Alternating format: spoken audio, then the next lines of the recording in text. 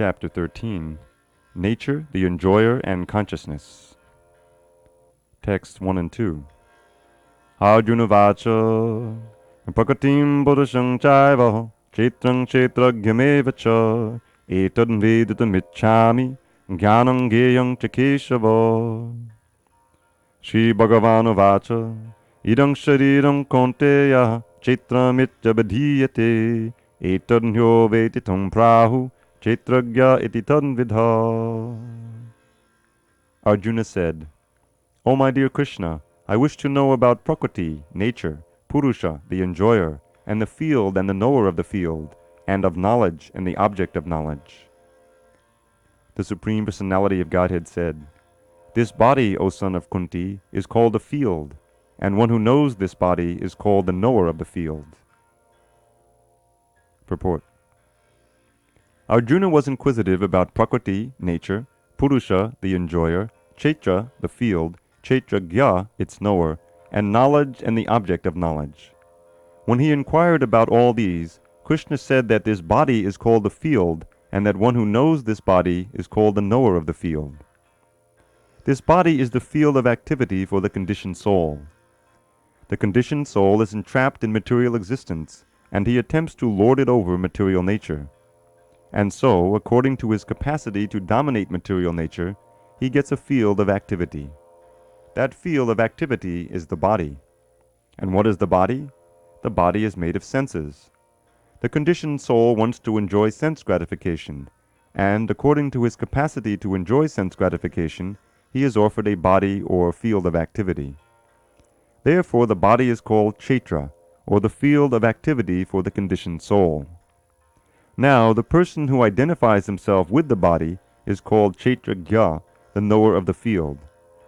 It is not very difficult to understand the difference between the field and its knower, the body and the knower of the field. Any person can consider that from childhood to old age he undergoes so many changes of body, and yet is still one person remaining. Thus there is a difference between the knower of the field of activities and the actual field of activities. A living conditioned soul can thus understand that he is different from the body.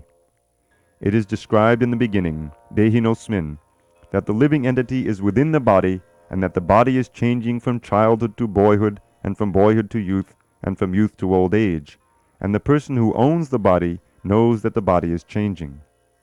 The owner is distinctly Kshetragya. Sometimes we think, I am happy, I am a man, I am a woman, I am a dog, I am a cat. These are the bodily designations of the knower.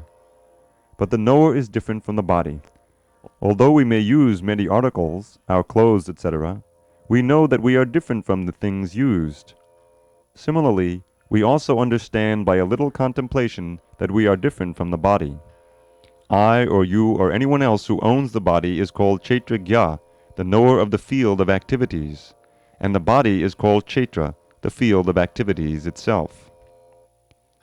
In the first 6 chapters of Bhagavad Gita, the knower of the body, the living entity, and the position by which he can understand the Supreme Lord are described. In the middle 6 chapters of the Bhagavad Gita, the Supreme Personality of Godhead and the relationship between the individual soul and the supersoul in regard to devotional service are described. The superior position of the Supreme Personality of Godhead and the subordinate position of the individual soul are definitely defined in these chapters. The living entities are subordinate under all circumstances, but in their forgetfulness they are suffering. When enlightened by pious activities, they approach the Supreme Lord in different capacities, as the distressed, those in want of money, the inquisitive, and those in search of knowledge. That is also described. Now, starting with the 13th chapter, how the living entity comes into contact with material nature, and how he is delivered by the Supreme Lord through the different methods of fruitive activities, cultivation of knowledge, and the discharge of devotional service, are explained. Although the living entity is completely different from the material body, he somehow becomes related. This also is explained. Text 3. Kshetragyam chapi mam vidhi sarva kshetreshu bharata Kshetra kshetrangayo jnanam yatta jnanam matang mama. O Scion of Bharat, You should understand that I am also the knower in all bodies, and to understand this body and its knower is called knowledge. That is my opinion. Purport. While discussing the subject of the body and the knower of the body, the soul and the supersoul, we shall find three different topics of study: the Lord, the living entity, and matter. In every field of activities, in every body, there are two souls, the individual soul and the supersoul. Because the supersoul is the plenary expansion of the Supreme Personality of Godhead, Krishna, Krishna says, I am also the knower, but I am not the individual knower of the body. I am the super-knower. I am present in every body as Paramatma, or supersoul. One who studies the subject matter of the field of activity and the knower of the field very minutely, in terms of this Bhagavad Gita, can attain to knowledge. The Lord says, I am the knower of the field of activities in every individual body. The individual may be the knower of his own body, but he is not in knowledge of other bodies. The Supreme Personality of Godhead, who is present as the supersoul in all bodies, knows everything about all bodies. He knows all the different bodies of all the various species of life. A citizen may know everything about his patch of land, but the king knows not only his palace, but all the properties possessed by the individual citizens. Similarly, one may be the proprietor of the body individually, but the Supreme Lord is the proprietor of all bodies. The king is the original proprietor of the kingdom, and the citizen is the secondary proprietor. Similarly, the Supreme Lord is the supreme proprietor of all bodies. The body consists of the senses. The Supreme Lord is Rishikesh, which means the controller of the senses. He is the original controller of the senses, just as the king is the original controller of all the activities of the state. The citizens are secondary controllers. The Lord says, I am also the knower. This means that he is the super-knower. The individual soul knows only his particular body. In the Vedic literature, it is stated as follows. Jetani hi sharirani bijam chapi shubhashubhe tani veti sayogatma tatakchetra gyaruchyate. This body is called the Kshetra, and within it dwells the owner of the body and the Supreme Lord, who knows both the body and the owner of the body. Therefore he is called the knower of all fields. The distinction between the field of activities, the knower of activities, and the supreme knower of activities is described as follows. Perfect knowledge of the constitution of the body, the constitution of the individual soul, and the constitution of the supersoul is known in terms of Vedic literature as jnana. That is the opinion of Krishna. To understand both the soul and the supersoul as one yet distinct is knowledge. One who does not understand the field of activity and the knower of activity is not in perfect knowledge. One has to understand the position of Prakriti, nature, Purusha, the enjoyer of nature, and Ishvara, the knower who dominates or controls nature and the individual soul. One should not confuse the three in their different capacities. One should not confuse the painter, the painting, and the easel. This material world, which is the field of activities, is nature, and the enjoyer of nature is the living entity, and above them both is the supreme controller, the personality of Godhead.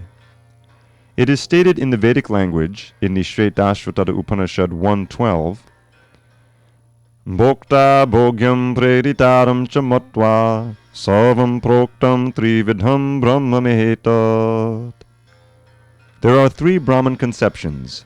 Prakriti is Brahman as the field of activities, and the Jiva, individual soul, is also Brahman and is trying to control material nature. And the controller of them both is also Brahman, but he is the factual controller.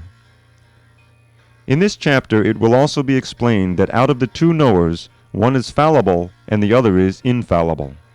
One is superior and the other is subordinate. One who understands the two knowers of the field to be one and the same contradicts the Supreme Personality of Godhead, who states here very clearly, I am also the knower of the field of activity.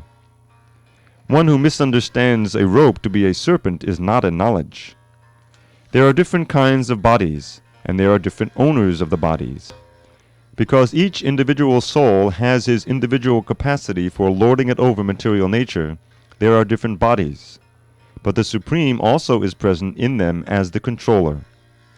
The word cha is significant, for it indicates the total number of bodies. That is the opinion of Srila Baladev Vidyabhushan. Krishna is the Supersoul present in each and every body apart from the individual soul. And Krishna explicitly says here that the Supersoul is the controller of both the field of activities and the finite enjoyer. Text 4.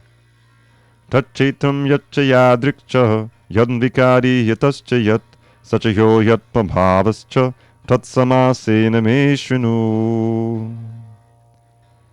Now please hear my brief description of this field of activity and how it is constituted, what its changes are, whence it is produced, who that knower of the field of activities is, and what his influences are.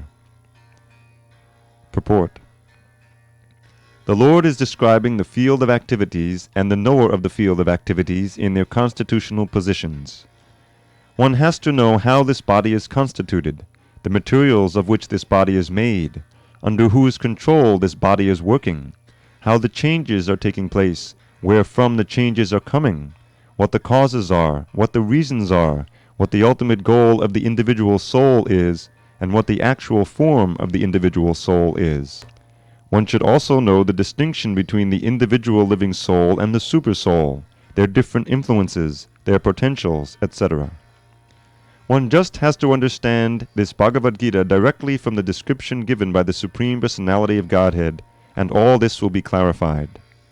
But one should be careful not to consider the Supreme Personality of Godhead in every body to be one with the individual soul, the jiva. This is something like equating the potent and the impotent. Text 5. Rishabhi bahuda gitam chandobhi vividhai pitak Brahma Sutra Padaishchaiva Hetumodbhi Vinishchitai. That knowledge of the field of activities and of the knower of activities is described by various sages in various Vedic writings. It is especially presented in Vedanta Sutra with all reasoning as to cause and effect. Purport. The Supreme Personality of Godhead, Krishna, is the highest authority in explaining this knowledge. Still, as a matter of course, learned scholars and standard authorities always give evidence from previous authorities. Krishna is explaining this most controversial point regarding the duality and non-duality of the soul and the supersoul by referring to a scripture, the Vedanta Sutra, which is accepted as authority. First he says, this is according to different sages. As far as the sages are concerned, besides himself, Vyasadeva, the author of the Vedanta Sutra, is a great sage, and in the Vedanta Sutra duality is perfectly explained. And Vyasadeva's father, Parashara, is also a great sage, and he writes in his books of religiosity, Aham tvam cha tatanye. We, you, I, and the various other living entities are all transcendental, although in material bodies. Now we are fallen into the ways of the three modes of material nature according to our different karma. As such, some are on higher levels, and some are in the lower nature. The higher and lower natures exist due to ignorance, and are being manifested in an infinite number of living entities. But the Supersoul, which is infallible, is uncontaminated by the three qualities of nature, and is transcendental. Similarly, in the original Vedas, a distinction between the soul, the supersoul, and the body is made, especially in the Katha Upanishad. There are many great sages who have explained this, and Parashara is considered principal among them. The word Chandobhi refers to the various Vedic literatures. The Taittiriya Upanishad, for example, which is a branch of the Yajurveda, describes nature, the living entity, and the Supreme Personality of Godhead. As stated before, Chaitra is the field of activities, and there are two kinds of Chaitra Gya, the individual living entity and the supreme living entity. As stated in the Taittiriya Upanishad 2.9, Brahma Pucham Pratishta, There is a manifestation of the Supreme Lord's energy known as annamaya, dependence upon food for existence. This is a materialistic realization of the Supreme. Then, in pranamaya, after realizing the Supreme Absolute Truth in food, one can realize the Absolute Truth in the living symptoms or life forms. In jnanamaya, realization extends beyond the living symptoms to the point of thinking, feeling, and willing. Then there is Brahman realization, called vijnanamaya, in which the living entity's mind and life symptoms are distinguished from the living entity himself. The next and supreme stage is anandamaya, realization of the all-blissful nature. Thus there are 5 stages of Brahman realization, which are called Brahmapucham. Out of these, the first 3, annamaya, pranamaya, and jnanamaya, involve the fields of activities of the living entities. Transcendental to all these fields of activities is the Supreme Lord, who is called Anandamaya. The Vedanta Sutra also describes the Supreme by saying, Anandamayam Bhyasat. The Supreme Personality of Godhead is by nature full of joy. To enjoy his transcendental bliss, he expands into Vijnanamaya, Pranamaya, Jnanamaya, and Annamaya. In the field of activities, the living entity is considered to be the enjoyer, and different from him is the Anandamaya. That means that if the living entity decides to enjoy in dovetailing himself with the Anandamaya, then he becomes perfect. This is the real picture of the Supreme Lord as the supreme knower of the field, the living entity as the subordinate knower, and the nature of the field of activities. One has to search for this truth in the Vedanta Sutra or Brahma Sutra. It is mentioned here that the codes of the Brahma Sutra are very nicely arranged according to cause and effect. Some of the sutras or aphorisms are Naviyad Ashrute 232, Natma Shrute 2318, and Paratu Tatrute 2340. The first aphorism indicates the field of activities, the second indicates the living entity, and the third indicates the Supreme Lord, the summum bonum among all the manifestations of various entities. Texts 6 and 7. Mahabhutan hankaro buddhiravyaktameva cha indriyani dasaikam cha pancachendriya gochara ichadvesha sukham dukkam sangatas chetanadriti etat chetam samasena savikadamudahritam. The 5 great elements, false ego, intelligence, the unmanifested, the 10 senses and the mind, the 5 sense objects, desire, hatred, happiness, distress, the aggregate, the life symptoms, and convictions, all these are considered, in summary, to be the field of activities and its interactions. Purport. From all the authoritative statements of the great sages, the Vedic hymns and the aphorisms of the Vedanta Sutra, the components of this world can be understood as follows. First there are earth, water, fire, air, and ether. These are the 5 great elements, Mahabhuta. Then there are false ego, intelligence, and the unmanifested stage of the 3 modes of nature. Then there are 5 senses for acquiring knowledge, the eyes, ears, nose, tongue, and skin. Then 5 working senses, voice, legs, hands, anus, and genitals.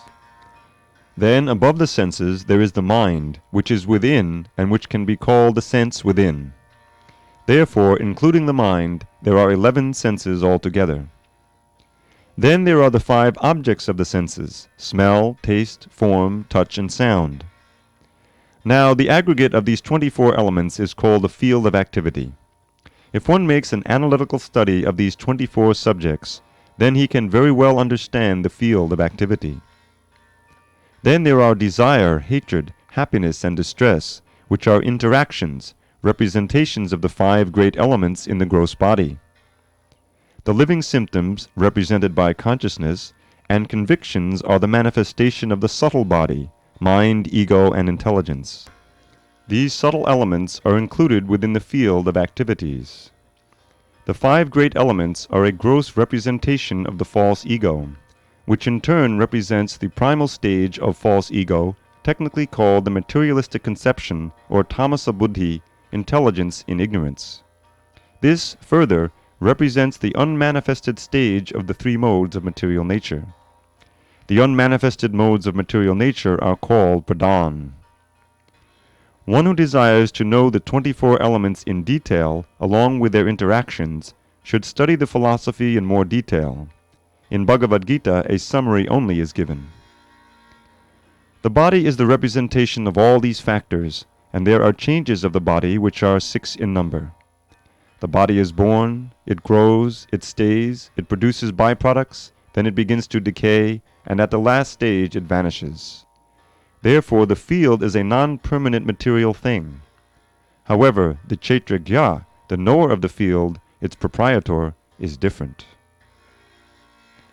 Text 8-12. Amanitvam adambitvam aham sakshantir arjavam achayopasanam shaucham stayam atma vanigraha indriyarteshu vairagyam anahankara evacha janma mrityunjara vyadhi dukkha doshanudarshanam asakti anabhishangah bhutradarang griharishu nityam cha samachittatvam ishtanishtopapatishu mahichanande yogena bhaktiramyabicharini viviktadesha sevitvam adati janasangsadi adhyatma jnana nityatvam tattva jnanartha darshanam etagyanam mati proktam ajnanam hyaratonyata. Humility, pridelessness, nonviolence, tolerance, simplicity, approaching a bona fide spiritual master, cleanliness, steadiness, self-control, renunciation of the objects of sense gratification, absence of false ego, the perception of the evil of birth, death, old age, and disease, detachment, freedom from entanglement with children, wife, home, and the rest, even-mindedness amid pleasant and unpleasant events, constant and unalloyed devotion to me, aspiring to live in a solitary place, detachment from the general mass of people, accepting the importance of self-realization, and philosophical search for the absolute truth. All these I declare to be knowledge, and besides this, whatever there may be, is ignorance. Purport. This process of knowledge is sometimes misunderstood by less intelligent men as being the interaction of the field of activity. But actually, this is the real process of knowledge. If one accepts this process, then the possibility of approaching the absolute truth exists. This is not the interaction of the 24 elements, as described before. This is actually the means to get out of the entanglement of those elements. The embodied soul is entrapped by the body, which is a casing made of the 24 elements, and the process of knowledge, as described here, is the means to get out of it. Of all the descriptions of the process of knowledge, the most important point is described in the first line of the 11th verse. Mahi chananya yogena bhaktiramyabicharini. The process of knowledge terminates in unalloyed devotional service to the Lord. So if one does not approach, or is not able to approach, the transcendental service of the Lord, then the other 19 items are of no particular value. But if one takes to devotional service in full Krishna consciousness, the other 19 items automatically develop within him. As stated in Srimad Bhagavatam 5:18-12, Yasyasti bhakti bhagavatya kinchana sarva gunais tatta samasate sura. All the good qualities of knowledge develop in one who has attained the stage of devotional service. The principle of accepting a spiritual master, as mentioned in the 8th verse, is essential. Even for one who takes to devotional service, it is most important. Transcendental life begins when one accepts a bona fide spiritual master. The Supreme Personality of Godhead, Sri Krishna, clearly states here that this process of knowledge is the actual path. Anything speculated beyond this is nonsense. As for the knowledge outlined here, the items may be analyzed as follows. Humility means that one should not be anxious to have the satisfaction of being honored by others. The material conception of life makes us very eager to receive honor from others. But from the point of view of a man in perfect knowledge, who knows that he is not this body, anything, honor or dishonor, pertaining to this body, is useless. One should not be hankering after this material deception. People are very anxious to be famous for their religion, and consequently sometimes it is found that without understanding the principles of religion, one enters into some group which is not actually following religious principles, and then wants to advertise himself as a religious mentor. As for actual advancement in spiritual science, one should have a test to see how far he is progressing. He can judge by these items. Non-violence is generally taken to mean not killing or destroying the body, but actually non-violence means not to put others into distress. People in general are trapped by ignorance in the material concept of life, and they perpetually suffer material pains. So unless one elevates people to spiritual knowledge, one is practicing violence. One should try his best to distribute real knowledge to the people, so that they may become enlightened and leave this material entanglement. That is non-violence. Tolerance means that one should be practiced to bear insult and dishonor from others. If one is engaged in the advancement of spiritual knowledge, there will be so many insults and much dishonor from others. This is expected because material nature is so constituted. Even a boy like Prahlad, who, only 5 years old, was engaged in the cultivation of spiritual knowledge, was endangered when his father became antagonistic to his devotion. The father tried to kill him in so many ways, but Prahlad tolerated him. So there may be many impediments to making advancement in spiritual knowledge, but we should be tolerant and continue our progress with determination. Simplicity means that without diplomacy, one should be so straightforward that he can disclose the real truth even to an enemy. As for acceptance of the spiritual master, that is essential, because without the instruction of a bona fide spiritual master, one cannot progress in the spiritual science. One should approach the spiritual master with all humility and offer him all services, so that he will be pleased to bestow his blessings upon the disciple. Because a bona fide spiritual master is a representative of Krishna, if he bestows any blessings upon his disciple, that will make the disciple immediately advanced without the disciples following the regulative principles. Or, the regulative principles will be easier for one who has served the spiritual master without reservation. Cleanliness is essential for making advancement in spiritual life. There are two kinds of cleanliness, external and internal.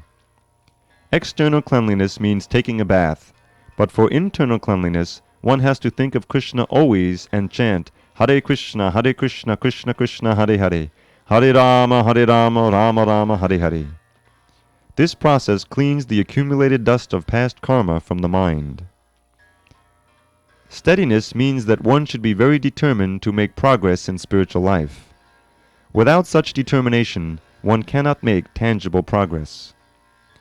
And self-control means that one should not accept anything which is detrimental to the path of spiritual progress. One should become accustomed to this and reject anything which is against the path of spiritual progress. This is real renunciation. The senses are so strong that they are always anxious to have sense gratification. One should not cater to these demands, which are not necessary. The senses should only be gratified to keep the body fit so that one can discharge his duty in advancing in spiritual life. The most important and uncontrollable sense is the tongue. If one can control the tongue, then there is every possibility of controlling the other senses. The function of the tongue is to taste and to vibrate. Therefore, by systematic regulation, the tongue should always be engaged in tasting the remnants of foodstuffs offered to Krishna and chanting Hare Krishna. As far as the eyes are concerned, they should not be allowed to see anything but the beautiful form of Krishna. That will control the eyes. Similarly, the ears should be engaged in hearing about Krishna, and the nose in smelling the flowers offered to Krishna. This is the process of devotional service, and it is understood here that Bhagavad Gita is simply expounding the science of devotional service. Devotional service is the main and sole objective. Unintelligent commentators on the Bhagavad Gita try to divert the mind of the reader to other subjects, but there is no other subject in Bhagavad Gita than devotional service. False ego means accepting this body as oneself. When one understands that he is not his body and his spirit soul, he comes to his real ego. Ego is there. False ego is condemned, but not real ego. In the Vedic literature, Brihad Aranyaka Upanishad 1.4.10, it is said, Aham Brahmasmi, I am Brahman, I am spirit. This I am, the sense of self, also exists in the liberated stage of self-realization. This sense of I am is ego, but when the sense of I am is applied to this false body, it is false ego. When the sense of self is applied to reality, that is real ego. There are some philosophers who say we should give up our ego, but we cannot give up our ego because ego means identity. We ought, of course, to give up the false identification with the body. One should try to understand the distress of accepting birth, death, old age, and disease. There are descriptions in various Vedic literatures of birth. In the Srimad Bhagavatam, the world of the unborn, the child's stay in the womb of the mother, its suffering, etc., are all very graphically described.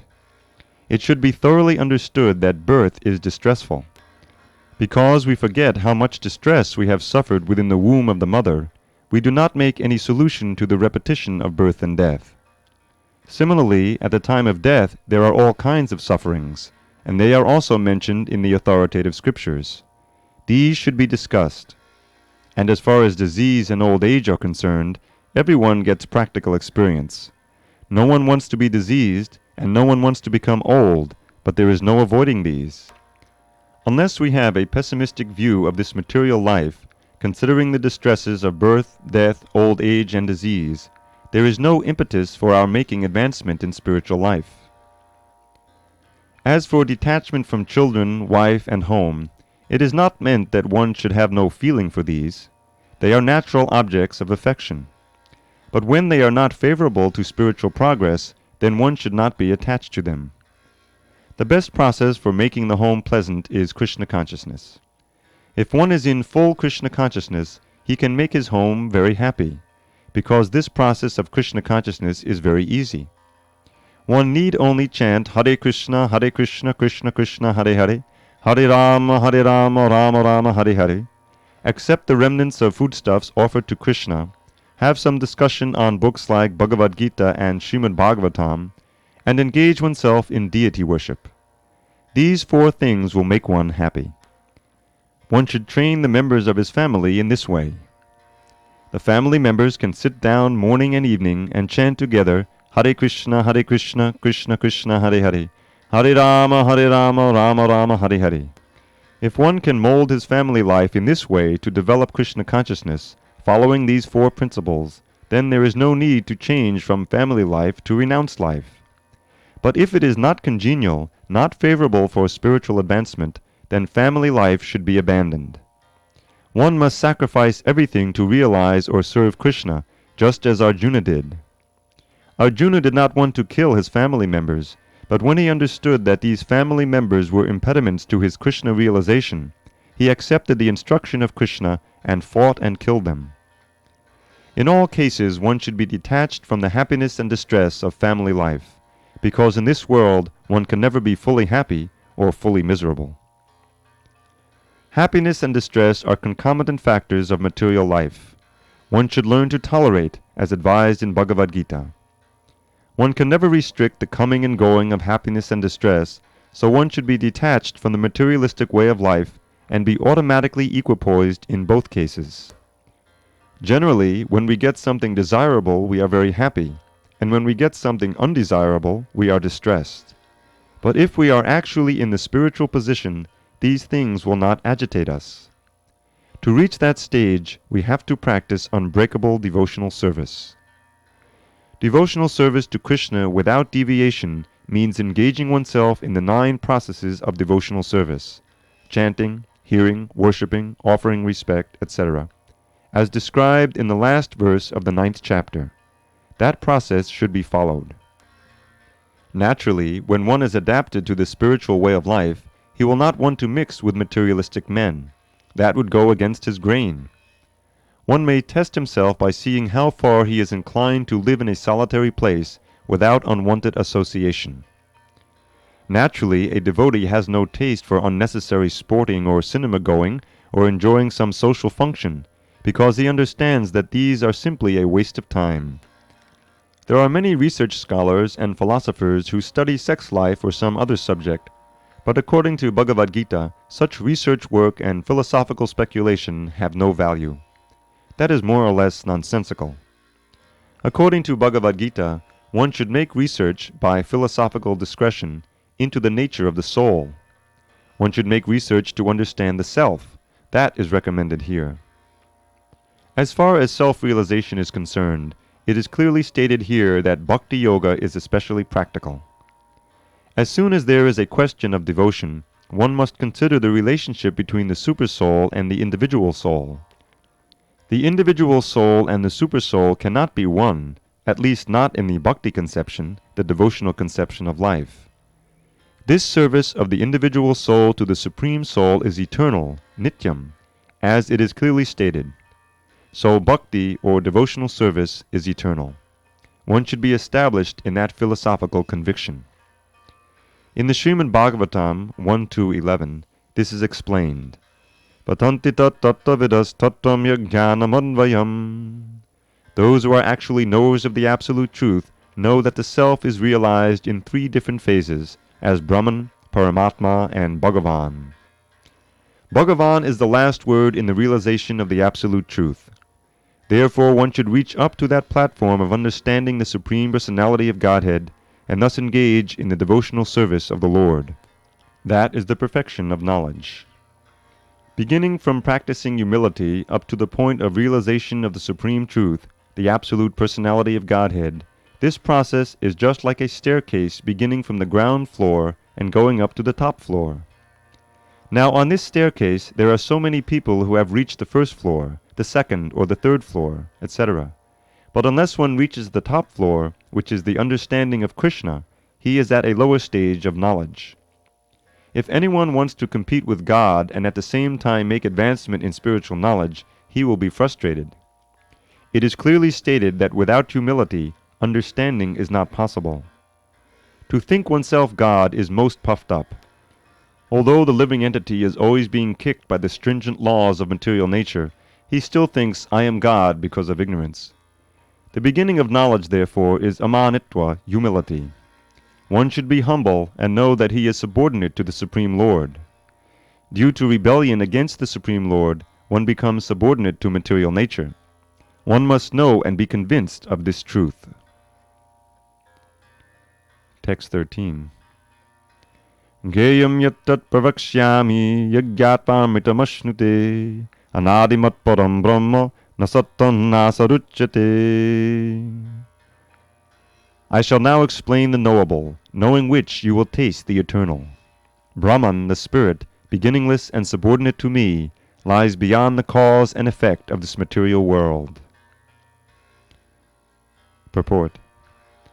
The Lord has explained the field of activities and the knower of the field.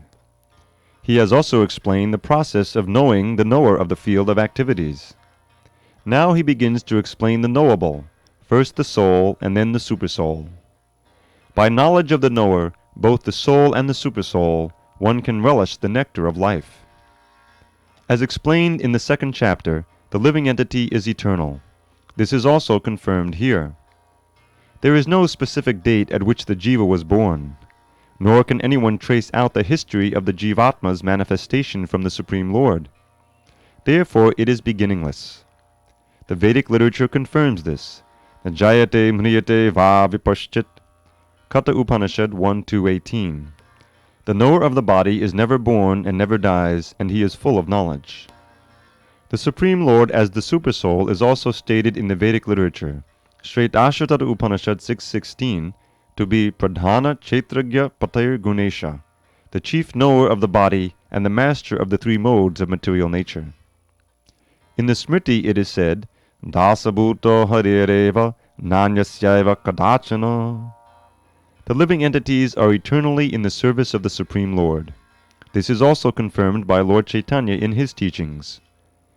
Therefore the description of Brahman mentioned in this verse is in relation to the individual soul, and when the word Brahman is applied to the living entity, it is to be understood that he is Vijnana Brahma as opposed to Ananda Brahma.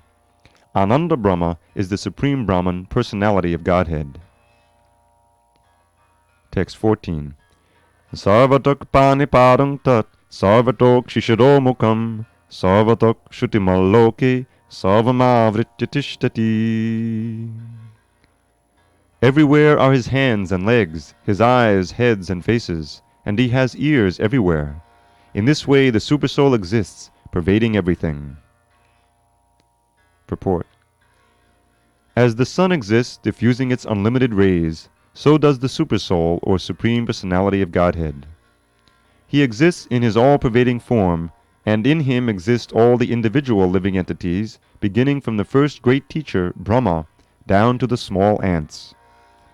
There are unlimited heads, legs, hands, and eyes, and unlimited living entities.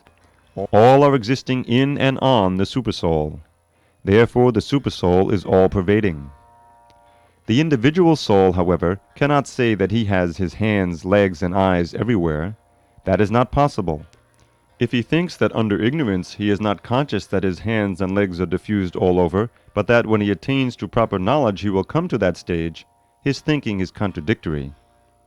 This means that the individual soul, having become conditioned by material nature, is not supreme. The Supreme is different from the individual soul.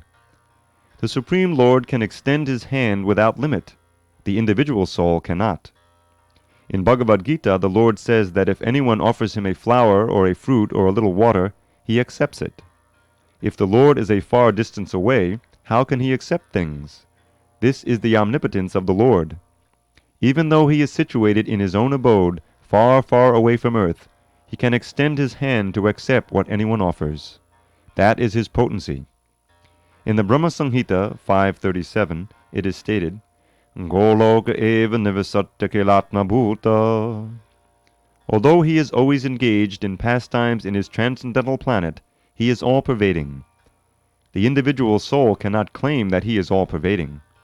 Therefore this verse describes the Supreme Soul, the Personality of Godhead, not the individual soul. Text 15.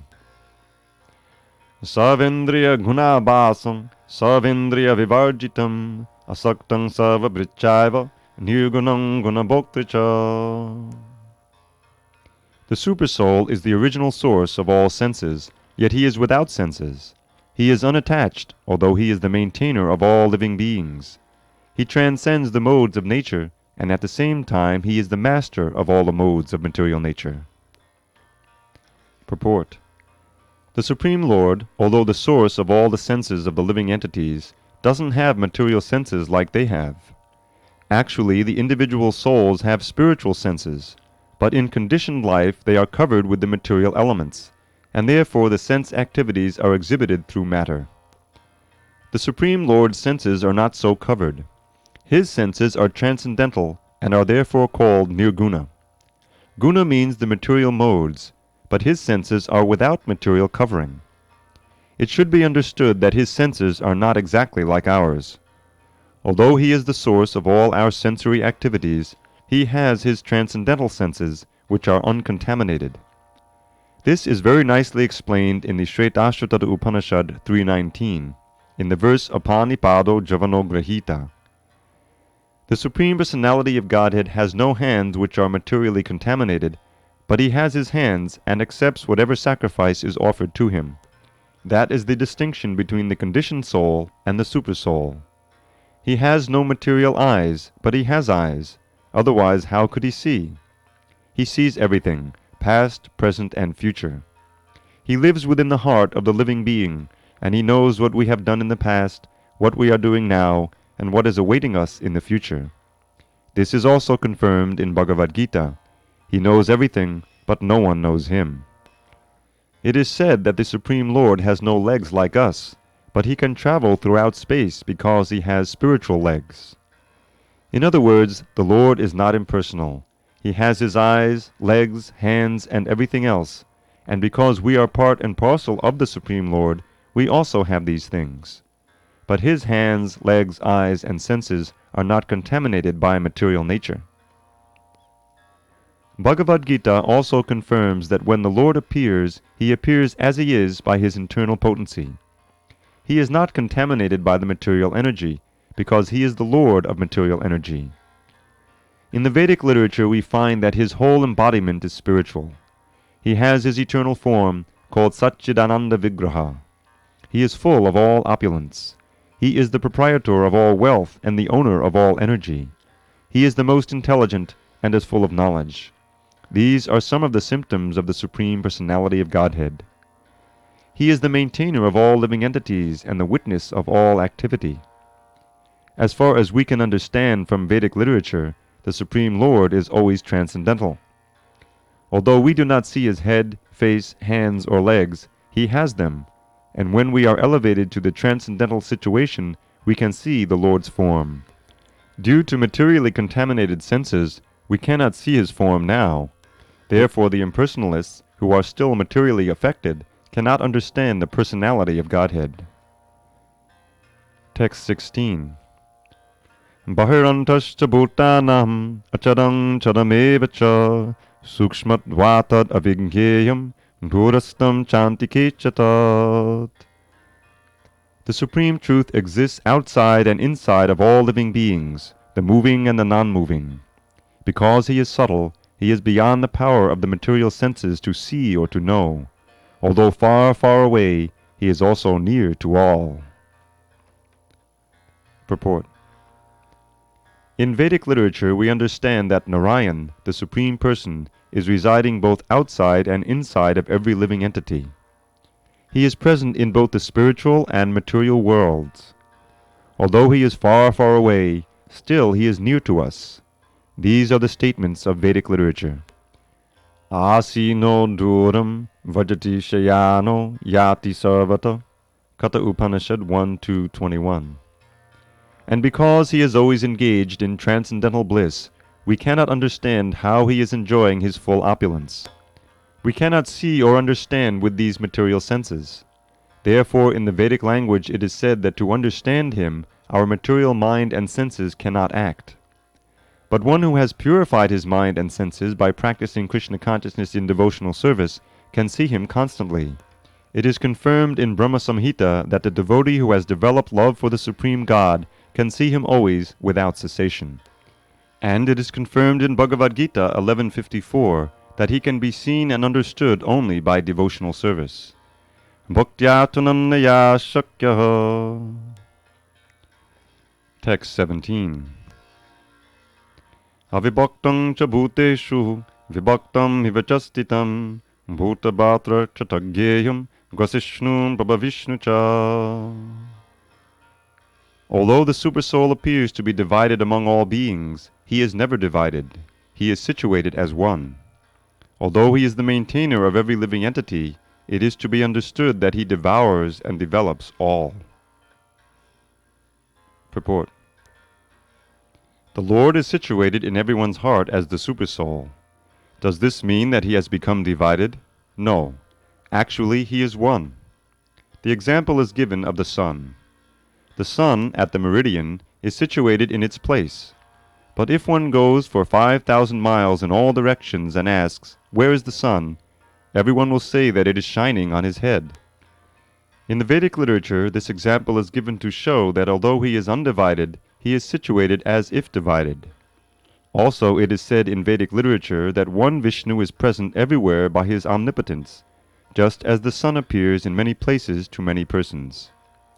And the Supreme Lord, although the maintainer of every living entity, devours everything at the time of annihilation. This was confirmed in the 11th chapter, when the Lord said that he had come to devour all the warriors assembled at Kurukshetra. He also mentioned that in the form of time he devours also. He is the annihilator, the killer of all. When there is creation, he develops all from their original state, and at the time of annihilation he devours them. The Vedic hymns confirm the fact that he is the origin of all living entities and the rest of all. After creation, everything rests in his omnipotence, and after annihilation, everything again returns to rest in him. These are the confirmations of Vedic hymns. Yato vahimani bhutani jayanti yena jatani jivanti yat prayantya visang vishanti tad brahma tad vijigyasasva. Taittiriya Upanishad 3.1. Text 18. Jyotisham api tanjyotis tamasak paramuchyate jnanam geyam jnanagamyam vidisavasya vishtitam. He is the source of light in all luminous objects. He is beyond the darkness of matter and is unmanifested. He is knowledge, he is the object of knowledge, and he is the goal of knowledge. He is situated in everyone's heart. Purport. The Supersoul, the Supreme Personality of Godhead, is the source of light in all luminous objects like the sun, moon, and stars. In the Vedic literature we find that in the spiritual kingdom there is no need of sun or moon, because the effulgence of the Supreme Lord is there. In the material world, that Brahmajyoti, the Lord's spiritual effulgence, is covered by the Mahatattva, the material elements. Therefore, in this material world, we require the assistance of sun, moon, electricity, etc. for light. But in the spiritual world, there is no need of such things. It is clearly stated in the Vedic literature that because of his luminous effulgence, everything is illuminated. It is clear, therefore, that his situation is not in the material world. He is situated in the spiritual world, which is far, far away in the spiritual sky. That is also confirmed in the Vedic literature. Adityavarnam tamasak parastat, Shvetashvatara Upanishad 3.8. He is just like the sun, eternally luminous, but he is far, far beyond the darkness of this material world. His knowledge is transcendental. The Vedic literature confirms that Brahman is concentrated transcendental knowledge. To one who is anxious to be transferred to that spiritual world, knowledge is given by the Supreme Lord, who is situated in everyone's heart. One Vedic mantra, Shvetashvatara Upanishad 6.18, says, Tam hadevam atma buddhi prakasham mumukshur vaisharanam aham prapadye. One must surrender unto the Supreme Personality of Godhead if he at all wants liberation. As far as the goal of ultimate knowledge is concerned, it is also confirmed in Vedic literature, Tameva vididbhati mrityumeti. Only by knowing him can one surpass the boundary of birth and death. Shvetashvatara Upanishad 3.8. He is situated in everyone's heart as the Supreme Controller. The Supreme has legs and hands distributed everywhere, and this cannot be said of the individual soul. Therefore, that there are two knowers of the field of activity, the individual soul and the supersoul, must be admitted. One's hands and legs are distributed locally, but Krishna's hands and legs are distributed everywhere. This is confirmed in the Shvetashvatara Upanishad 3.17. Sarvasya prabhum ishanam sarvasya shadanam vrihat. That Supreme Personality of Godhead, Supersoul, is the Prabhu or Master of all living entities. Therefore, he is the ultimate shelter of all living entities. So there is no denying the fact that the Supreme Supersoul and the individual soul are always different. Text 19. Iti chetram tata jnanam geyam choktam samasata man bhakta etan vingyaya man bhavayo papanjate. Thus the field of activities, the body, knowledge, and the knowable have been summarily described by me. Only my devotees can understand this thoroughly and thus attain to my nature. Purport. The Lord has described in summary the body, knowledge, and the knowable. This knowledge is of three things: the knower, the knowable, and the process of knowing. Combined, these are called vijnana, or the science of knowledge. Perfect knowledge can be understood by the unalloyed devotees of the Lord directly. Others are unable to understand. The monists say that at the ultimate stage these three items become one, but the devotees do not accept this. Knowledge and development of knowledge mean understanding oneself in Krishna consciousness. We are being led by material consciousness, but as soon as we transfer all consciousness to Krishna's activities and realize that Krishna is everything, then we attain real knowledge. In other words, knowledge is nothing but the preliminary stage of understanding devotional service perfectly. In the 15th chapter, this will be very clearly explained. Now, to summarize, one may understand that verses 6 and 7, beginning from Mahabhutani, and continuing through Chaitanya Dhriti, analyze the material elements and certain manifestations of the symptoms of life. These combine to form the body, or the field of activities. And verses 8 through 12, from Amanitvam through Tattvajnanartha Darshanam, describe the process of knowledge for understanding both types of knower of the field of activities, namely the soul and the supersoul. Then verses 13 through 18, beginning from Anadimatparam and continuing through Vriddhisarvasya Vishtitam, describe the soul and the Supreme Lord, or the supersoul. Thus 3 items have been described: the field of activity, the body, the process of understanding, and both the soul and the supersoul. It is especially described here that only the unalloyed devotees of the Lord can understand these 3 items clearly. So for these devotees Bhagavad Gita is fully useful. It is they who can attain the supreme goal, the nature of the Supreme Lord, Krishna. In other words, only devotees and not others can understand Bhagavad Gita and derive the desired result. Text 20. Prakritim purusham chaiva vidyanadi humbhavapi vikarang chagunang chaiva vidi prakriti sambhavam. Material nature and the living entity should be understood to be beginningless. Their transformations and the modes of matter are products of material nature. Purport.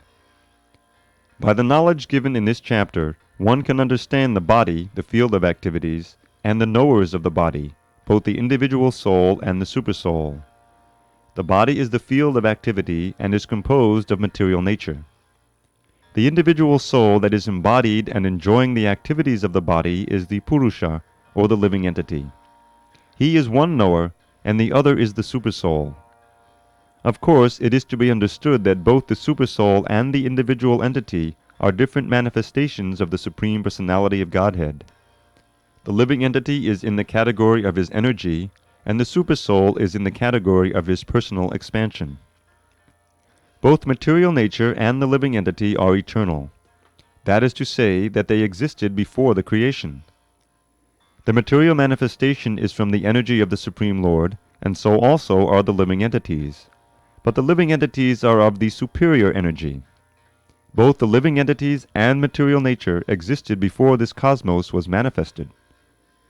Material nature was absorbed in the Supreme Personality of Godhead, Mahavishnu, and when it was required, it was manifested by the agency of Mahatattva. Similarly, the living entities are also in him, and because they are conditioned, they are averse to serving the Supreme Lord. Thus they are not allowed to enter into the spiritual sky. But with the coming forth of material nature, these living entities are again given a chance to act in the material world and prepare themselves to enter into the spiritual world. That is the mystery of this material creation. Actually, the living entity is originally the spiritual part and parcel of the Supreme Lord, but due to his rebellious nature, he is conditioned within material nature. It really does not matter how these living entities or superior entities of the Supreme Lord have come in contact with material nature. The Supreme Personality of Godhead knows, however, how and why this actually took place. In the Scriptures, the Lord says that those attracted by this material nature are undergoing a hard struggle for existence. But we should know it with certainty from the descriptions of these few verses that all transformations and influences of material nature by the 3 modes are also productions of material nature. All transformations and variety in respect to living entities are due to the body. As far as spirit is concerned, living entities are all the same. Text 21. Karya karna kartritve hetu pakaturuchyate purushak sukadukkanam bhoktritve heturuchyate. Nature is said to be the cause of all material causes and effects, whereas the living entity is the cause of the various sufferings and enjoyments in this world. Purport. The different manifestations of body and senses among the living entities are due to material nature. There are 8,400,000 different species of life, and these varieties are creations of the material nature. They arise from the different sensual pleasures of the living entity, who thus desires to live in this body or that. When he is put into different bodies, he enjoys different kinds of happiness and distress. His material happiness and distress are due to his body, and not to himself as he is. In his original state there is no doubt of enjoyment, therefore that is his real state. Because of the desire to lord it over material nature, he is in the material world. In the spiritual world there is no such thing. The spiritual world is pure, but in the material world everyone is struggling hard to acquire different kinds of pleasures for the body. It might be more clear to state that this body is the effect of the senses. The senses are instruments for gratifying desire. Now the sum total, body and instrument senses, are offered by material nature, and as will be clear in the next verse, the living entity is blessed or damned with circumstances according to his past desire and activity. According to one's desires and activities, material nature places one in various residential quarters. The being himself is the cause of his attaining such residential quarters and his attendant enjoyment or suffering. Once placed in some particular kind of body, he comes under the control of nature, because the body, being matter, acts according to the laws of nature. At that time, the living entity has no power to change that law. Suppose an entity is put into the body of a dog. As soon as he is put into the body of a dog, he must act like a dog. He cannot act otherwise. And if the living entity is put into the body of a hog, then he is forced to eat stool and act like a hog. Similarly, if the living entity is put into the body of a demigod, he must act according to his body. This is the law of nature. But in all circumstances, the supersoul is with the individual soul. That is explained in the Vedas, Mundaka Upanishad 3.1.1, as follows. Dva Supurna Sayurja Sakaya.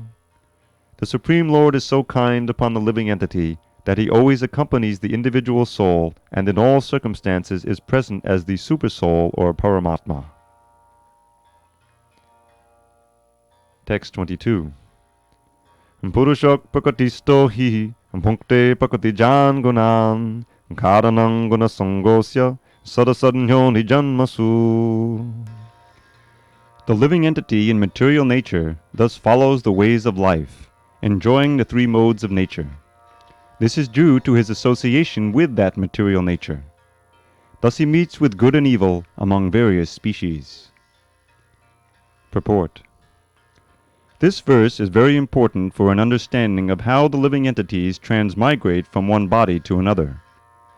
It is explained in the second chapter that the living entity is transmigrating from one body to another just as one changes dress. This change of dress is due to his attachment to material existence.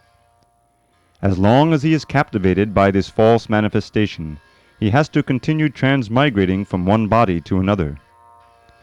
Due to his desire to lord it over material nature, he is put into such undesirable circumstances. Under the influence of material desire, the entity is born sometimes as a demigod, sometimes as a man, sometimes as a beast, as a bird, as a worm, as an aquatic, as a saintly man, as a bug. This is going on. And in all cases the living entity thinks himself to be the master of his circumstances, yet he is under the influence of material nature. How he is put into such different bodies is explained here. It is due to association with the different modes of nature. One has to rise, therefore, above the three material modes and become situated in the transcendental position. That is called Krishna consciousness. Unless one is situated in Krishna consciousness, his material consciousness will oblige him to transfer from one body to another because he has material desires since time immemorial. But he has to change that conception. That change can be effected only by hearing from authoritative sources. The best example is here. Arjuna is hearing the science of God from Krishna. The living entity, if he submits to this hearing process, will lose his long-cherished desire to dominate material nature, and gradually and proportionately, as he reduces his long desire to dominate, he comes to enjoy spiritual happiness. In a Vedic mantra it is said that as he becomes learned in association with the Supreme Personality of Godhead, he proportionately relishes his eternal blissful life. Text 23. Upadrashtana mantacha bharta bhokta maheshwara paramatmeti chapyukto dehismin purushak para. Yet in this body there is another, a transcendental enjoyer, who is the Lord, the Supreme Proprietor, who exists as the overseer and permitter, and who is known as the Supersoul. Purport. It is stated here that the Supersoul, who is always with the individual soul, is the representation of the Supreme Lord. He is not an ordinary living entity. Because the monist philosophers take the knower of the body to be one, they think that there is no difference between the Supersoul and the individual soul. To clarify this, the Lord says that He is represented as the Paramatma in every body. He is different from the individual soul. He is para, transcendental. The individual soul enjoys the activities of a particular field, but the Supersoul is present not as finite enjoyer, nor as one taking part in bodily activities, but as the witness, overseer, permitter, and supreme enjoyer. His name is Paramatma, not Atma, and he is transcendental. It is distinctly clear that the Atma and Paramatma are different. The Supersoul, the Paramatma, has legs and hands everywhere, but the individual soul does not. And because the Paramatma is the Supreme Lord, He is present within to sanction the individual soul's desiring material enjoyment. Without the sanction of the Supreme Soul, the individual soul cannot do anything. The individual is bhukta, or the sustained, and the Lord is bhokta, or the maintainer. There are innumerable living entities, and He is staying in them as a friend. The fact is that every individual living entity is eternally part and parcel of the Supreme Lord, and both of them are very intimately related as friends. But the living entity has the tendency to reject the sanction of the Supreme Lord and act independently in an attempt to dominate nature. And because he has this tendency, he is called the marginal energy of the Supreme Lord. The living entity can be situated either in the material energy or in the spiritual energy. As long as he is conditioned by the material energy, the Supreme Lord, as his friend, the Supersoul, stays with him just to get him to return to the spiritual energy. The Lord is always eager to take him back to the spiritual energy, but due to his minute independence, the individual entity is continually rejecting the association of spiritual light. This misuse of independence is the cause of his material strife in the conditioned nature. The Lord, therefore, is always giving instruction from within and from without. From without, he gives instructions as stated in Bhagavad Gita, and from within, he tries to convince the living entity that his activities in the material field are not conducive to real happiness. Just give it up and turn your faith toward me, then you will be happy, he says. Thus, the intelligent person who places his faith in the Paramatma, or the Supreme Personality of Godhead, begins to advance toward a blissful eternal life of knowledge. Text 24. Yahevam veti purusham prakatim chagunai saha sarvata vartamanopi nasabhuyo vijayate. One who understands this philosophy concerning material nature, the living entity, and the interaction of the modes of nature is sure to attain liberation. He will not take birth here again, regardless of his present position. Purport. Clear understanding of material nature, the Supersoul, the individual soul, and their interrelation makes one eligible to become liberated and turn to the spiritual atmosphere without being forced to return to this material nature. This is the result of knowledge. The purpose of knowledge is to understand distinctly that the living entity has by chance fallen into this material existence. By his personal endeavor in association with authorities, saintly persons, and a spiritual master, he has to understand his position, and then revert to spiritual consciousness or Krishna consciousness by understanding Bhagavad Gita as it is explained by the Personality of Godhead. Then it is certain that he will never come again into this material existence. He will be transferred into the spiritual world for a blissful eternal life of knowledge. Text 25. Dhyanena atmani pashyanti Kichiratmanam anye sankhena yogena karma yogena chapare. Some perceive the Supersoul within themselves through meditation, others through the cultivation of knowledge, and still others through working without fruitive desires. Purport. The Lord informs Arjuna that the conditioned souls can be divided into two classes as far as man's search for self-realization is concerned. Those who are atheists, agnostics, and skeptics are beyond the sense of spiritual understanding. But there are others who are faithful in their understanding of spiritual life, and they are called introspective devotees, philosophers, and workers who have renounced fruitive results. Those who always try to establish the doctrine of monism are also counted among the atheists and agnostics. In other words, only the devotees of the Supreme Personality of Godhead are best situated in spiritual understanding, because they understand that beyond this material nature are the spiritual world and the Supreme Personality of Godhead, who is expanded as the Paramatma, the Supersoul in everyone, the all-pervading Godhead. Of course, there are those who try to understand the Supreme Absolute Truth by cultivation of knowledge, and they can be counted in the class of the faithful. The Sankhya philosophers analyze this material world into 24 elements, and they place the individual soul as the 25th item. When they are able to understand the nature of the individual soul to be transcendental to the material elements, they are able to understand also that above the individual soul there is the Supreme Personality of Godhead. He is the 26th element. Thus gradually they also come to the standard of devotional service in Krishna consciousness.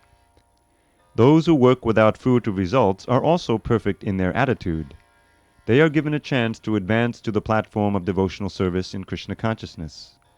Here it is stated that there are some people who are pure in consciousness and who try to find out the Supersoul by meditation, and when they discover the Supersoul within themselves, they become transcendentally situated.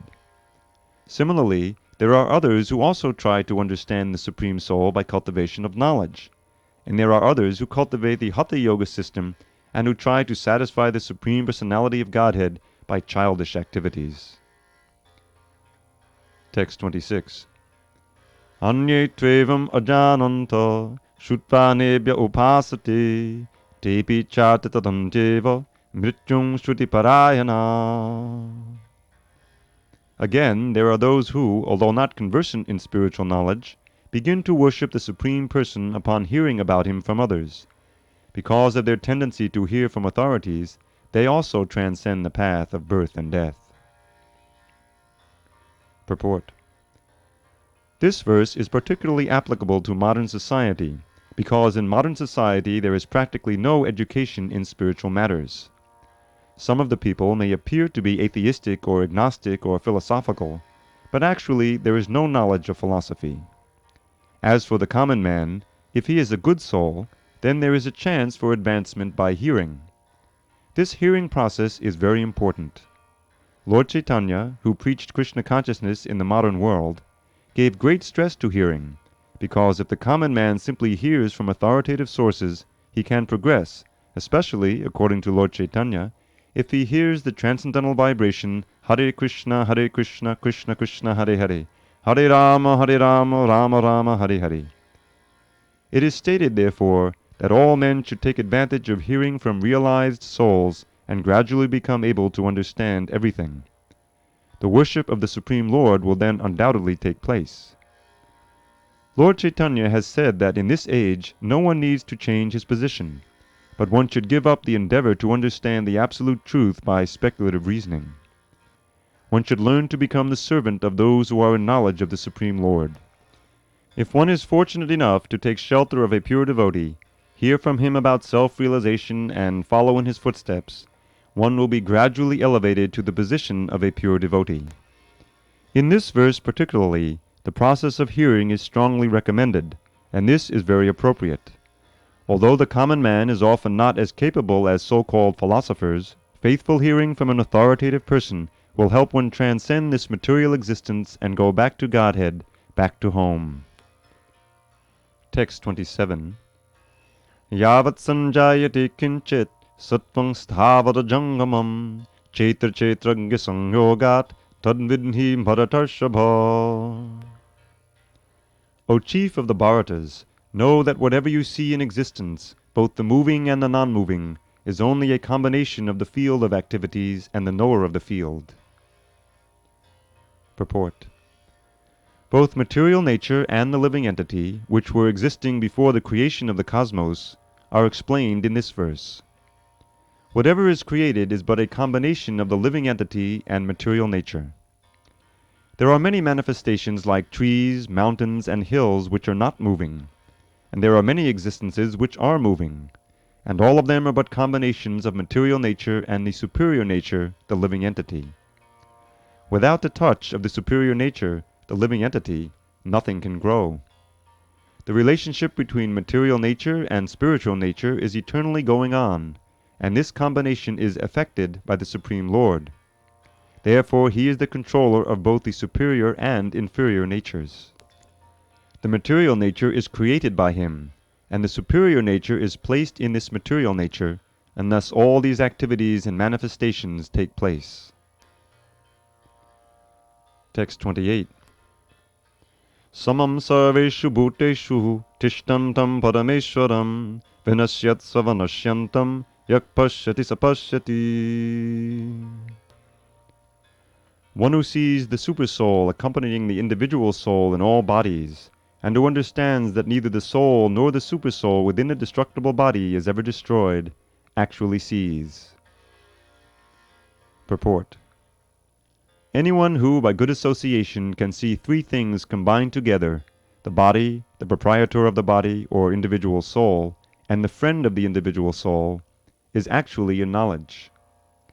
Unless one has the association of a real knower of spiritual subjects, one cannot see these three things. Those who do not have such association are ignorant. They simply see the body, and they think that when the body is destroyed, everything is finished. But actually it is not so.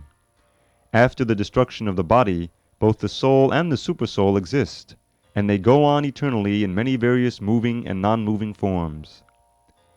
The Sanskrit word Parameshwara is sometimes translated as the individual soul, because the soul is the master of the body, and after the destruction of the body he transfers to another form. In that way he is master.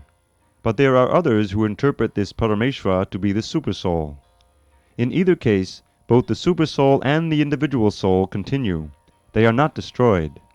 One who can see in this way can actually see what is happening. Samam pashyan hi sarvatra samavasthitamishwaram nahanastyatmanatmanam tato yati parangatim. One who sees the Supersoul equally present everywhere, in every living being, does not degrade himself by his mind. Thus he approaches the transcendental destination. Purport. The living entity, by accepting his material existence, has become situated differently than in his spiritual existence. But if one understands that the Supreme is situated in his Paramatma manifestation everywhere, that is, if one can see the presence of the Supreme Personality of Godhead in every living thing, he does not degrade himself by a destructive mentality, and he therefore gradually advances to the spiritual world. The mind is generally addicted to sense-gratifying processes, but when the mind turns to the Supersoul, one becomes advanced in spiritual understanding. Text 30. Prakrtyavacha karmani kriyamanani sarvasho yak pashyati tatatmanam akartarang sapashyati. One who can see that all activities are performed by the body, which is created of material nature, and sees that the self does nothing, actually sees. Purport. This body is made by material nature under the direction of the Supersoul, and whatever activities are going on in respect to one's body are not his doing. Whatever one is supposed to do, either for happiness or for distress, one is forced to do because of the bodily constitution. The self, however, is outside all these bodily activities. This body is given according to one's past desires. To fulfill desires, one is given the body, with which he acts accordingly. Practically speaking, the body, designed by the Supreme Lord, is a machine to fulfill desires. Because of desires, one is put into difficult circumstances to suffer or to enjoy. This transcendental vision of the living entity, when developed, makes one separate from bodily activities. One who has such a vision is an actual seer. Text 31. Yada bhuta pradagmbhavam ekastam anupashyati tata eva cha vistaram brahma sampadhyate tada. When a sensible man ceases to see different identities due to different material bodies, and he sees how beings are expanded everywhere, he attains to the Brahman conception. Purport. When one can see that the various bodies of living entities arise due to the different desires of the individual soul and do not actually belong to the soul itself, one actually sees. In the material conception of life, we find someone a demigod, someone a human being, a dog, a cat, etc. This is material vision, not actual vision. This material differentiation is due to a material conception of life. After the destruction of the material body, the spirit soul is one. The spirit soul, due to contact with material nature, gets different types of bodies. When one can see this, he attains spiritual vision. Thus being freed from differentiations like man, animal, big, low, etc., one becomes purified in his consciousness and able to develop Krishna consciousness in his spiritual identity. How he then sees things will be explained in the next verse.